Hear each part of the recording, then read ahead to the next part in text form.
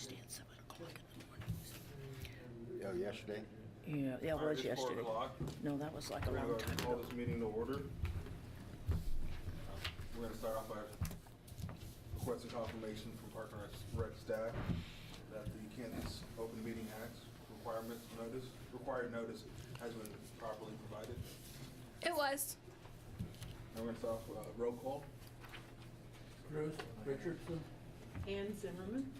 Matthew Smith. Larry Pankratz? Bonnie Schamberger? So we have a new audio system in the commission chambers. So you'll see a little red light on your microphone. You want to make sure that's on, Oh, there we go. and that also allows you to be recorded and your voice to be heard in the entire chamber. Would you like us to do the roll call again so you can hear us? That'd be great. I would love that. Bruce Richardson. Ann Zimmerman. Matthew Smith. Larry Pankratz? Bonnie Schamberger? Denny Walgren. Item number 2, introduction of guests. Do we have any guests?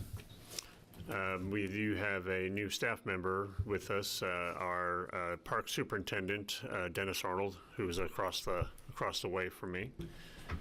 Dennis has been a longtime city employee, and for the streets, and well, I want to do a disservice. I'll let Dennis, if he wants to talk about himself a little bit and introduce himself to you, that'd be up to him.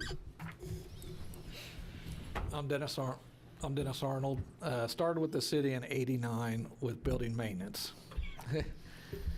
And then transferred to the streets and then Flood and Dyke and then Park and Rec.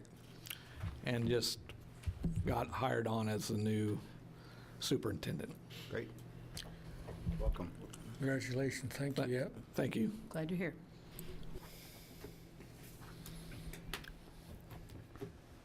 Item number 3, citizens forum.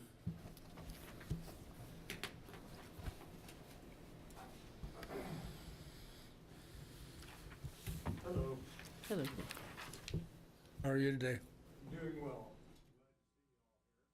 I'm Dave Divowitz, here in town, and want to talk to you all about Centennial Park.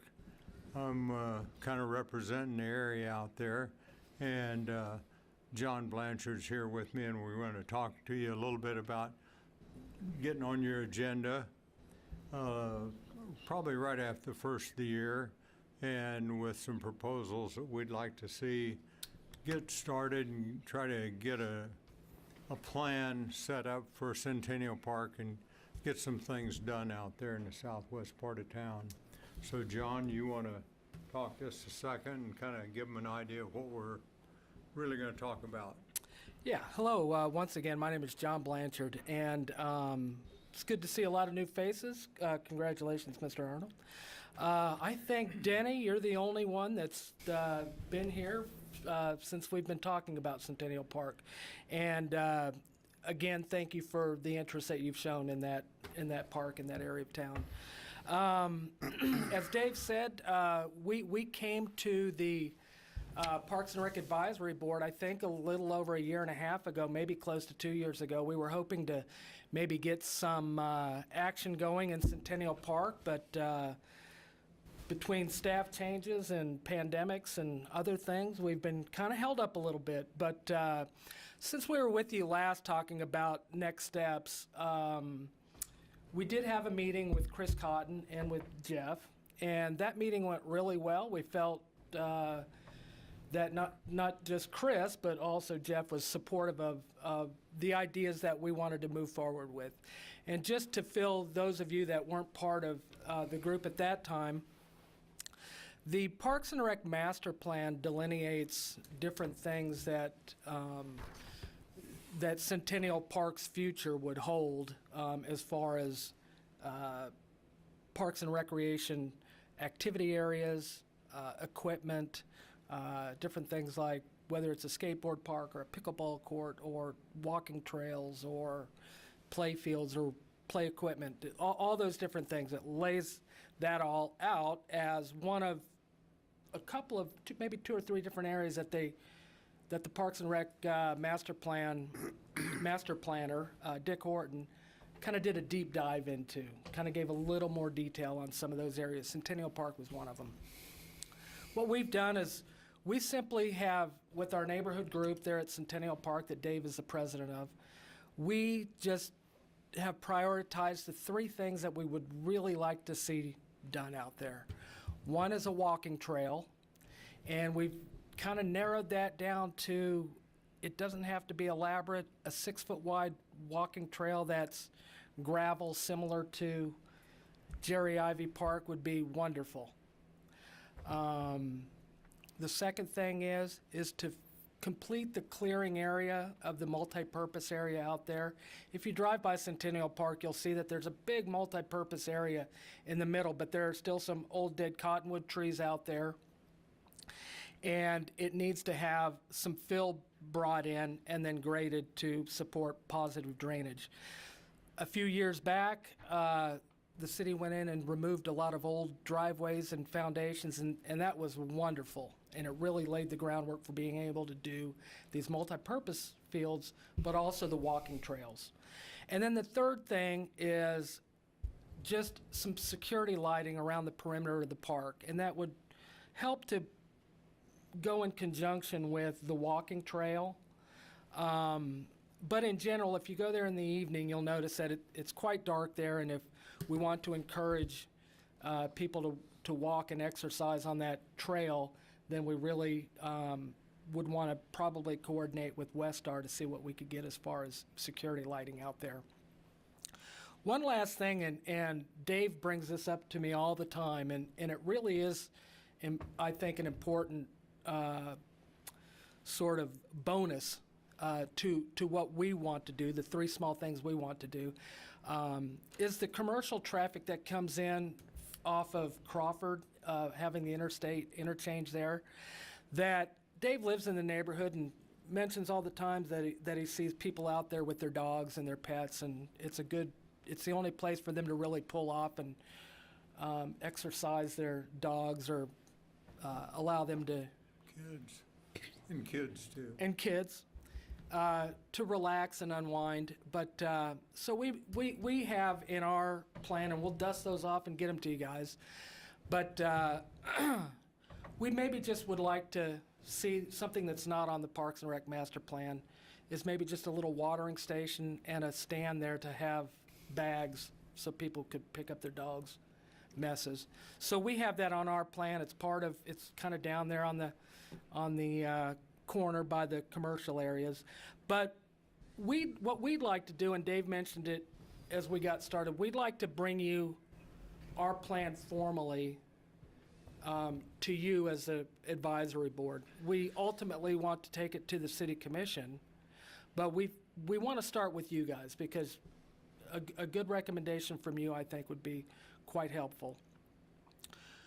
We have worked with, we've got plans just about ready to get cost opinions from and everything. We've got a landscaper in town who's been helping me with quantities and prices, and of course those go up, but actually they haven't gone up that much. But we'd like to do that, so what we're here today is kind of asking for your blessing to maybe let staff know that this is something that you think is worthy of moving forward. We'd like to see something built this summer, and so we realize that we're going to have to get some donated monies, but in order to get donated monies and in-kind contributions, we're going to kind of need some blessings to kind of go out and do that. So staff has always been open in the past to meet with us, and yes, sir. Push the button, right? The one thing that stood out to me when I went over there, the people in that neighborhood have no place to walk. There's no sidewalks to speak of at all. I really think they really need this. It's not, oh, well, it's a fluff thing. No, it's not. The security lighting and the walking path are important. Yeah. And I appreciate you saying that, and you know, because you've been there at night when we've had our public presentations out there. We'll just leave it open that we're pretty easy to get a hold of. If anybody would like to go take a walk around that park at any time, we're certainly we'd love to walk you around. There are a lot of neat things at that park. One of them's Friendship Center. We originally had thought we'd come up with some idea what to do with Friendship Center, but the group kind of felt like let's stick with these 3 easy things first. So anyway, We'd really like to get on the agenda for January if we could. yeah. And this, I don't want to put you on the spot, but roughly, if we wanted to be on the agenda, how far in advance would we need to get? We're not asking to be on a specific agenda right now, but if we got things to you like mid-December, could we be on the January or February agenda? How much time in advance notice do you need? Talking about the Parks and Rec Advisory Board, Correct. that would be plenty notice. Okay, so at unless- least 2 to 3 weeks notice? Yeah, yeah. Okay, Typically, sometimes there are things that are kind of scheduled out in advance, and sometimes those are long, it could be potentially long things, but right now, there is one coming up in the future that I know is going to take some of the board's time. I don't know what month that is, so earlier the better, but at least 3-week notice would be great. okay. Well, we'll have something detailed to you, so whatever time it takes, it'll be efficient. Sure. So I appreciate that again. I appreciate your time here. I have a question for you. Yes, sir. So like the walking path, is there an estimate on how much that cost? And like, do you know yet or? Well, I don't have a rough number yet. Okay. But like I said, we're looking at doing about a 6-foot wide path and not out of concrete or asphalt. If you've been to Jerry Ivey Park, it's cinders or pea gravel or just gravel. Okay. That's what it would be. We put a mark in there for $50,000 in material. We've had people that said we can go out and grade it and do the construction part of it. Yes. But overall, in being very, very conservative, so pushing the numbers up as high as we can, we figured material-wise for fill and topsoil and the gravel, we'd be looking at between $100,000 and $150,000. Well, and the reason why I asked, is this something that could be done over the summer or by the summer? Is that something that ideally could be done? I think I would need to, there's several steps in Yes. between, but in theory, Yes, in theory, yeah. Sure. Okay. it could be done. Yeah, it would need to go through Yeah, the city commission. Like I said, we want to come here first and then kind of hit them. But yeah, Ann. Is there anything, is it just grass now, or what is it now? Well, right now, if you drive out there, it is grass. And as I said before, there used to be sidewalks and slabs from the old houses that were there. Those were removed by the city in, I believe, 16. Okay. And so now there's nothing really in the way of the trail. As far as the multi-purpose, the big playing fields that kids now are, I think Parks and Rec drags out goals out there. Yeah, the goals are there. And the kids just play, but There's a it's like swag this. in, Yeah, pretty good it's- swag in the middle. it's not Needs to level, be but, filled. they're kids and they make the best of it. But we don't want artificial turf. We don't want, all the sports field lighting and stuff. Just a level surface, and preferably one that's kind of crowned in the middle that it will drain off so that if it does rain, they can still play on it in a reasonable amount of time. Mr. Richardson, did you have a question? No. Oh, okay, I thought you were. I've blown way past the 5 minutes, You're fine. so thank you guys very much. Thank you for your time. And We'll get something put we'll together and get it with back you, and to you. We'll get to you guys. Thank you. Thank I you so didn't much. realize my gears were talking that loud.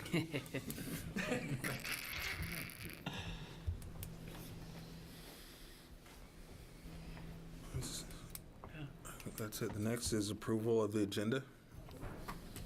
I move we approve the agenda as provided. I'll second it. All those in favor?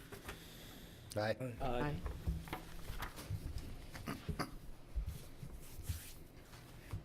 All those opposed? I'm sorry. Am I doing that right? You're fine. All right. Motion carried. All right. I move we approve the minutes. All right, that works. Second. All those in favor? Aye. Aye. All those opposed? Minutes are approved. Next is the activity reports. Typically, I just hit on some of the highlights, and if you have questions about the other items on the activity reports, please ask.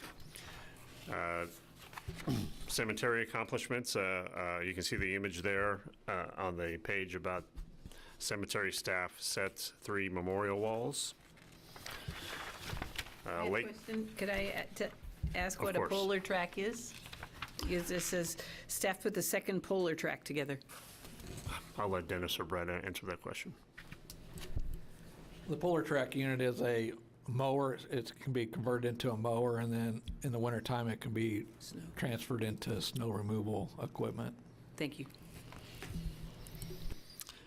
Lakewood accomplishments, staff conducted a day trip, taking a group of adults to Oklahoma.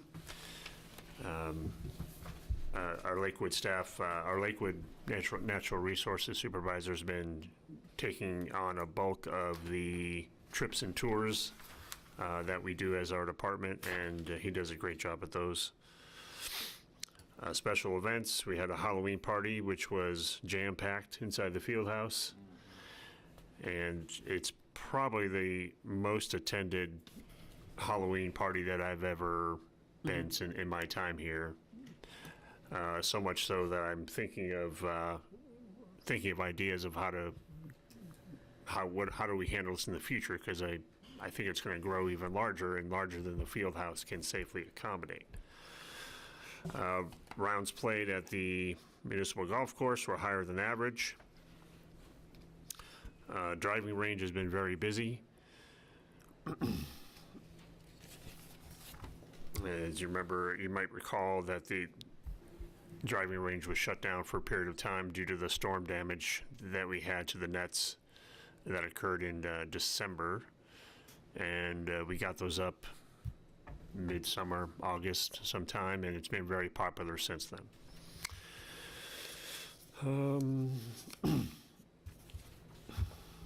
Travis, you have anything to talk about with Fieldhouse Athletics? Please go for it.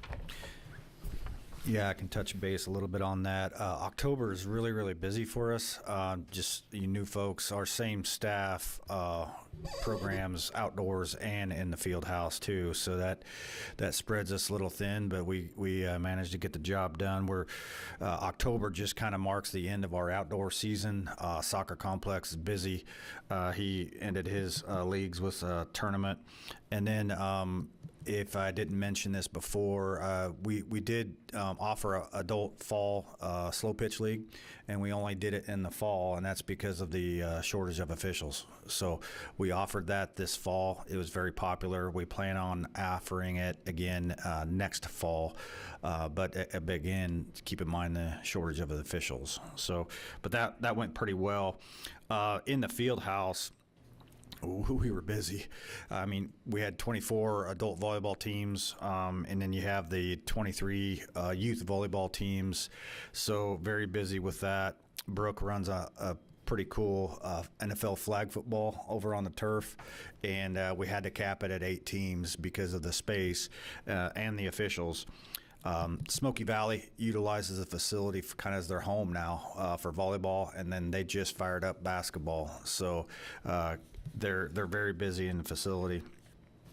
October is a little different month than we normally have as far as tournaments. We have a lot of tournaments, as you know, but it's more of the special event month, as I call it. So the Halloween, how I can describe it is organized chaos. It's a great event, and then we're, again, like Jeff said, we're going to probably open up more of the facility to accommodate the increased participation with that event. So that was a good one. And then the XWE I think it's semi-pro wrestling, if I'm not mistaken. So we do have that. Had one of those event in the facility. First thing we did was we do host the Coaches Wrestling Association in the facility. And this year we combined that with the Officials Association. So we combined the two entities, and I was there at the event, actually spoke in the event. There was a gentleman on the front row. He has been officiating or registered for 61 years, 61. And I asked him a question, has the associations ever been together in such an event? And he said back in 1971, they were. And since then they split off. So it was a good event to bring the officials and the coaches back together. And we did so, and we're planning to do so for the future. And that the facility can hold that, which is good. We get pictures from time to time, and then we include it in your packet. It was an event the Sacred Heart put on, and they brought kiddos from TMP, so other communities all gathered in the field house from that Sacred Heart organization, and it was a really neat event that they brought. So several hundred kiddos brought in during the day. And they broke out into sessions, and it was, again, a great event provided by the facility itself. So if you have any other questions, feel free to ask. Continuing on the activity reports, going back to one golf course item, I think our existing fleet of golf carts are from 2014, and so they're getting aged, and we are looking at a future expense that of golf carts to replace that. The battery operator, battery powered golf carts are becoming more and more prevalent, and the technology seems to have improved. So golf course staff are looking at that as a future improvement or future replacement of our existing fleet at the golf course.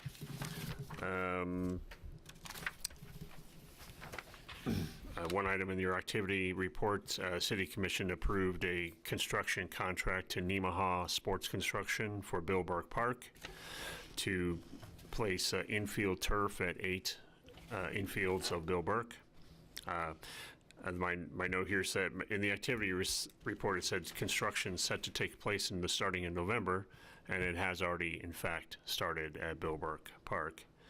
And lastly, we do have 2 positions available. We as a department have been saying for some time that a recreation supervisor position is still needed to be filled. We are Travis is actively advertising that role, and also the recreation leader role, since we have a future absence that we've been notified of our recreation leader position.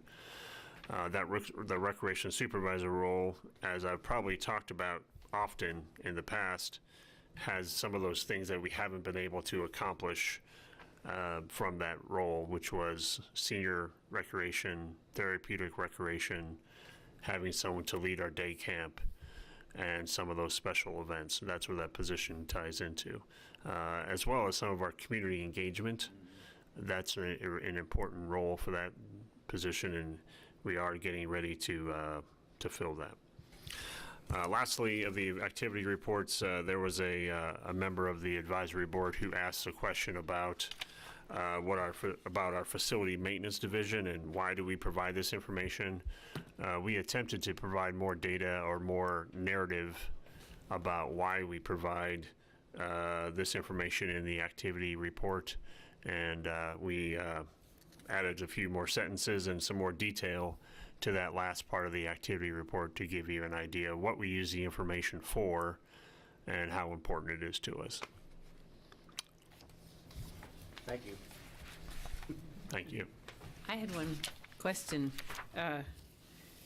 Way back at the start of the report, you met with a playground company, and they said They just couldn't provide a quote? I was just curious, what, was that some problem with the company, or was that an issue here, or what?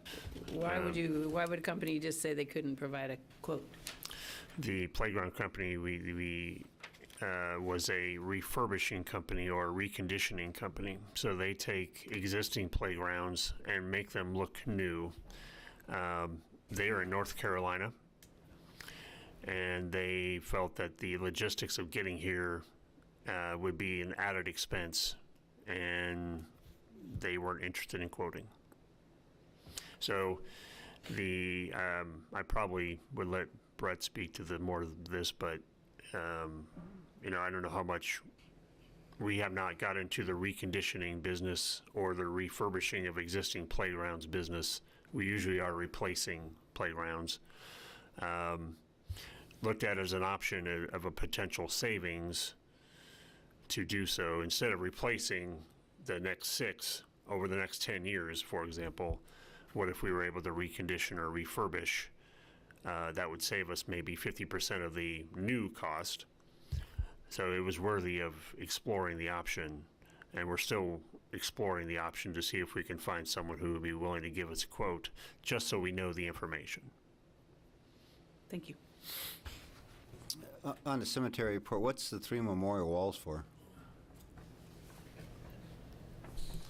That's where I left from. So the 3 memorial walls are a place where, say for an instance, if you're cremated and your ashes are spreaded, and the family still wants to come to a place, and that's your name would be put on the wall where they could come. Great.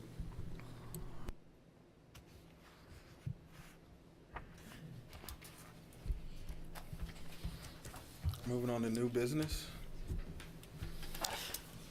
I provided you with some extra documents. I did not have it ready to go when we sent out the email with the PDF attachment last week, but it's each of you has a copy of a kind of a presentation that I did last year at about this same time.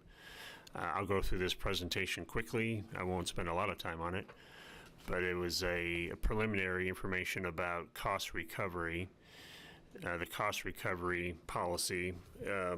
It's officially called the Revenue and Pricing Policy for the City of Salina, but it's how the City of Salina and the Parks and Rec Department assigns fees for its Parks and Rec programs and facility rentals. Typically within the city, there is a comprehensive fee schedule, and every year fees are set by a commission action. This policy is in addition to that, so we don't have to go into every fee of every program that we offer for at a commission level. This policy kind of takes care of that for that purpose. Next month, you're going to receive a summary of the last 3 program periods of all the programs we offered, and then what the participation level is, what the program is, what time of year it was offered, and the revenue with that, and then the expenses related to that. And that in turn gives you your cost recovery. Cost recovery is revenues versus expenses, and that equals a percentage. Each of those programs has a certain threshold of what the policy, which you also have a copy of the policy document that I'm not going to go through, by the way. It's kind of long, but it kind of goes into some detail as to which programs are identified in the threshold, or the pyramid, if you will. On the high end of the pyramid, we expect someone who participates in a highly individual program to pay 100% of the costs. On the low end, on a community level, we don't expect anybody to pay for a special event at the Halloween party at the field house. So there's a blending of how those programs fit within the policy. So the purpose of the policy, as I just kind of stated, to better understand the philosophy behind the pricing of the programs and services. Presents a service template to be used to determine the level of cost for each core program category, and those items of that pyramid are those categories. And the policy is designed to provide the department with consistent guidelines for pricing for fees, for pricing for rentals, and it provides a fairness in the pricing of services. It also allows us to, so let's say a program has food associated with it, or food costs go out through the roof, which they have increased significantly over the past 2 years, we can be a little fluctuation we can fluctuate the fee so we can accommodate that increase in price of that item.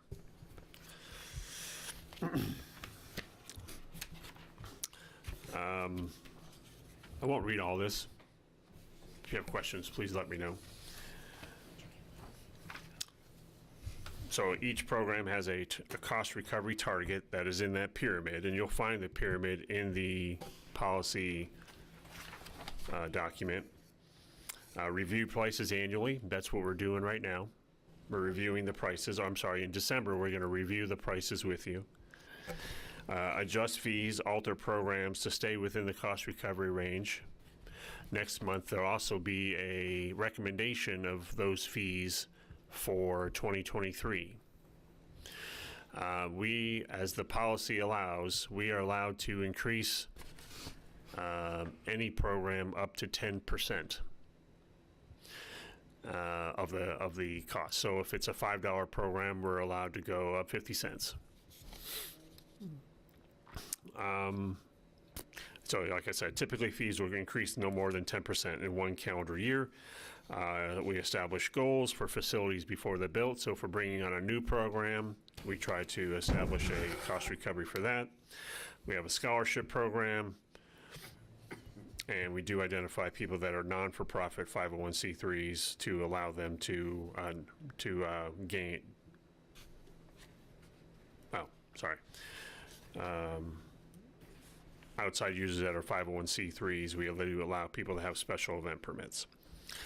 The costs associated with them, the expenses relating to the cost recovery are directly related to the program. Indirect costs are recognized in the cost bless you. Indirect costs like lawn mowing or facility maintenance are recognized, but as a percentage of the overall expense, 15%.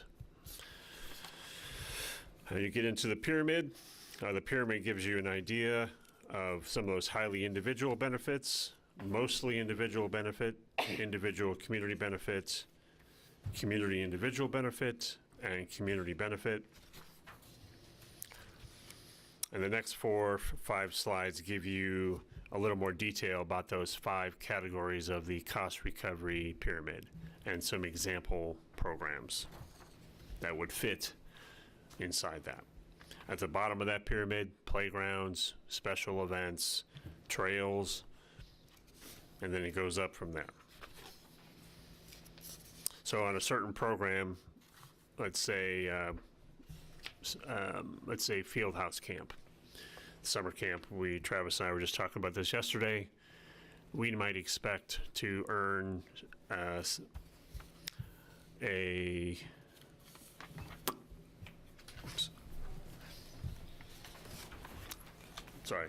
it'd be the individual community benefit, which is a 50% or 51% to 75%. We should be earning 51 or 75% of all of our expenses should be coming back to us as revenue.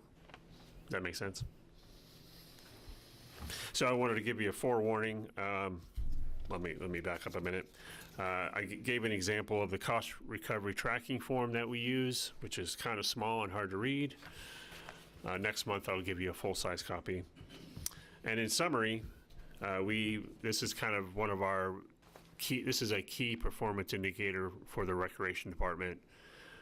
of where we end up in cost recovery. It's very important to us. It's kind of tells us how we're doing and how we're doing well or not well, what we need to adjust.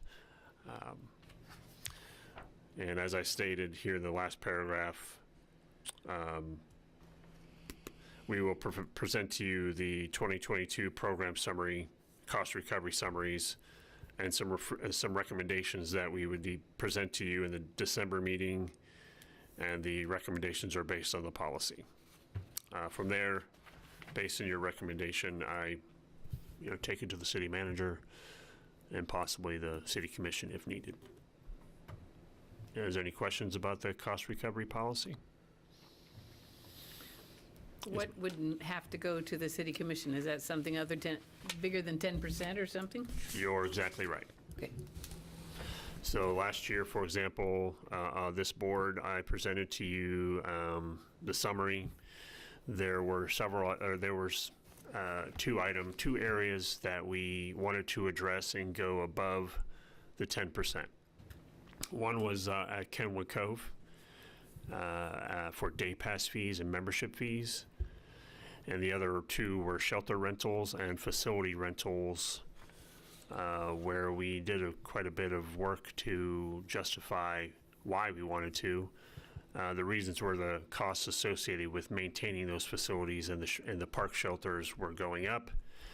And we also needed to, honestly, we needed to staff our water park. We wanted to be able to hire lifeguards at a bit of a higher rate of pay. And we were doing that so that with fees, with what we were collecting in revenue to justify that additional expense. So we can maintain that 75 to 100% cost recovery for the pool. Thank you. So.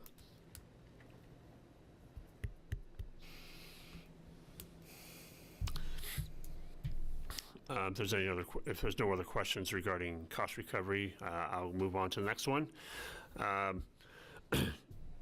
Jerry Ivey Memorial Park Visual Preference Survey. I know we've entered it. We've done we did a survey to the community about what they would like about more than a year ago now.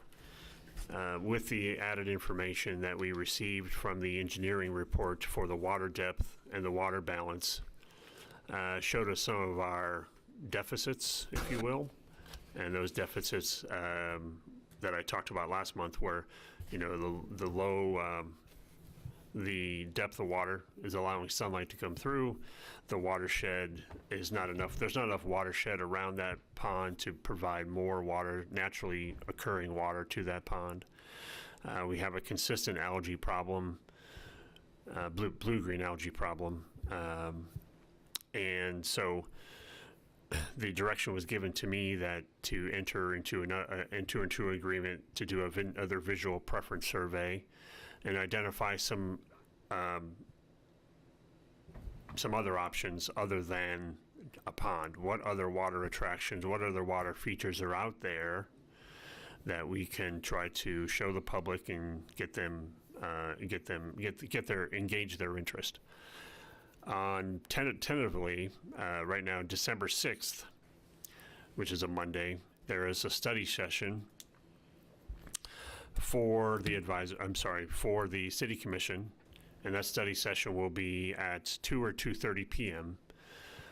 We have the engineer, which is by the name of McClure Vision. They're out of North Kansas City.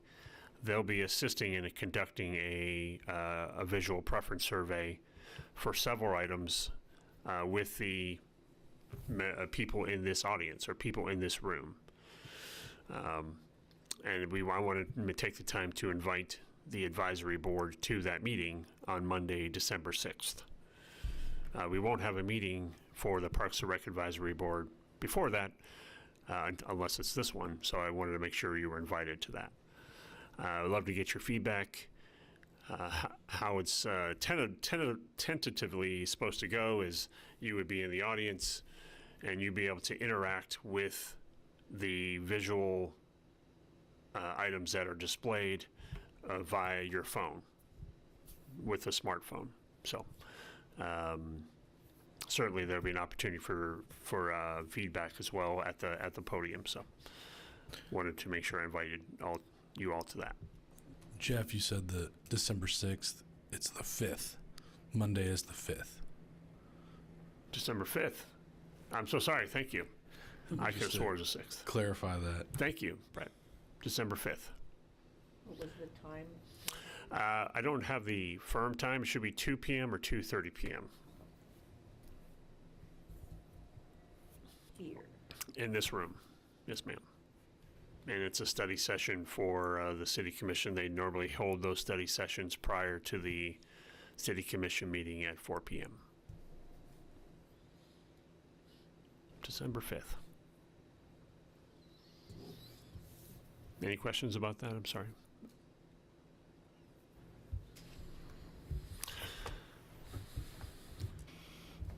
Moving on to number 8, old business.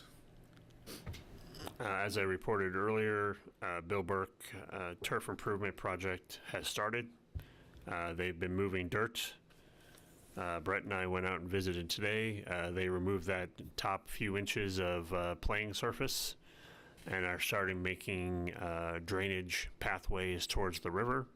So they would take all that water that's collected off the turf infield and bring it to the river. So they're moving right along. They're dedicated to getting it completed in March of 2023. Hopefully the weather does not impede that schedule.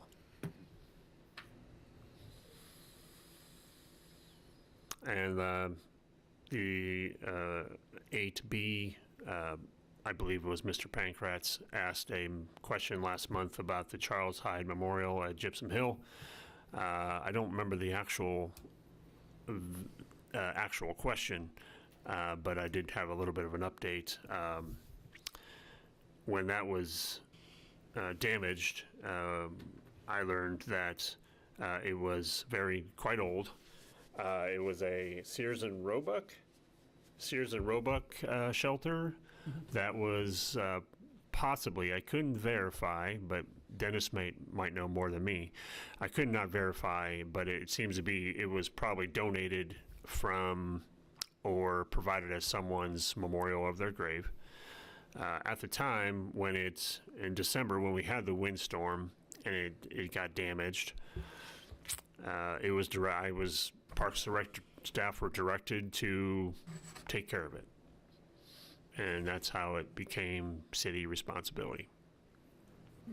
And I'm sure that there's probably more details about that Dennis can provide if he wishes to do so, or if you have questions.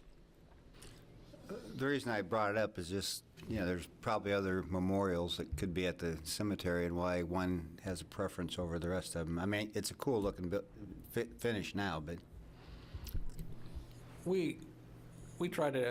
I come from there, so we would try to fix any memorial that would happen to be damaged up there for sake of loved ones coming back or learning it. The Hyde Memorial, I don't know if you all know, there is a historical walk that is there, and that's stop number 2 on the map. So if you ever want to do the historical walk, we do have booklets at the cemetery up there, and it'll give you the route to walk. So that was another good reason why, because that was the second stop on the map.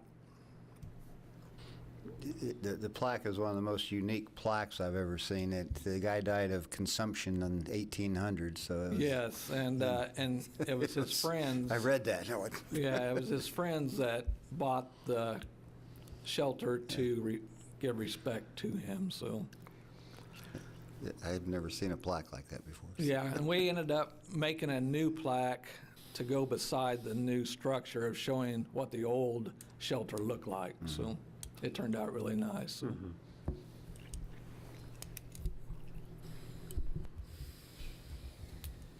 General announcements.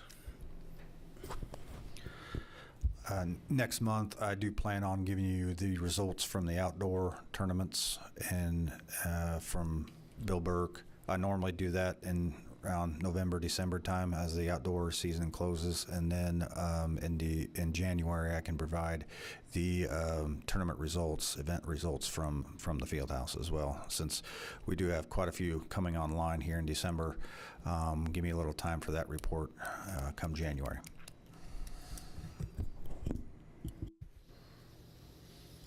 Nothing else? A motion to adjourn? I make a motion, we adjourn? All those in favor? Aye. Aye. Those opposed? We're adjourned. Okay.